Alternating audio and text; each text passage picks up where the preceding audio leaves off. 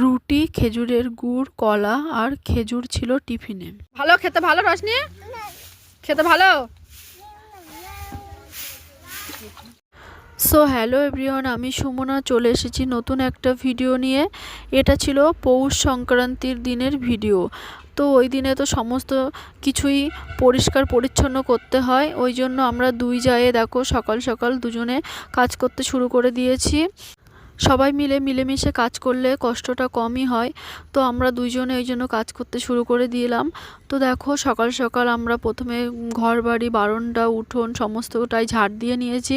তারপরে দেখো একটু গোবর দিয়ে নিচ্ছি।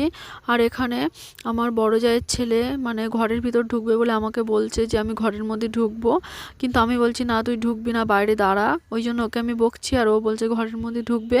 তো লাস্টেও চলে গিয়েছিল, আমি বারান্দাটা গোবর দিয়ে নিয়েছি। আমি ওকে বলছি কষ্ট করে গোবর দিচ্ছি আর তুই এখানে ঢুকলে সমস্তটাই নষ্ট হয়ে যাবে। তারপরে দেখো শাশুড়ি মা বললো যে বাইরেটাও ভালো করে একটু গোবর দিতে, ওই জন্য বাইরেটাও গোবর দিচ্ছি। তো বিয়ের আগে মা সমস্তটাই করতো, আর এখন বিয়ের পরে যেহেতু আমরা ঘরের বউ হয়ে গিয়েছি ওই জন্য আমাদের সমস্তটাই করতে হয়। তো ওই জন্যই পরিষ্কার পরিচ্ছন্ন করা হচ্ছে। আর আমাদের যখনই টাইম পাই তখনই আমরা পরিষ্কার পরিচ্ছন্ন করি, যেহেতু আজকে একটা বিশেষ দিন ওই জন্য আরও মানে পরিষ্কার তো অবশ্যই করতেই হবে, ওই জন্যই পরিষ্কার পরিচ্ছন্ন করা হচ্ছে। তারপরে আবার রান্না বান্না আছে। আর বর্ষাকালে আমাদের উঠোনে ইট ইট পাতা ছিল, ওই জন্য দেখো একটু গর্ত গর্ত হয়ে গিয়েছে এগুলো।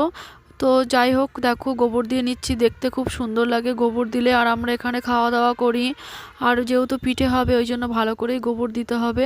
তো যাই হোক যেমন পেরেছি তেমন একটু গোবর দিয়ে নিয়েছি। আর দেখো শাশুড়িমা বললো যে মন্দিরের ওখানটাও গোবর দিতে হবে, ওই জন্য আমি মন্দিরের ওখানটায় গিয়েও একটু গোবর দিয়ে নেব। আর শীতের সময় এই যে গাঁদা ফুলগুলো সত্যিই কি সুন্দর হয়।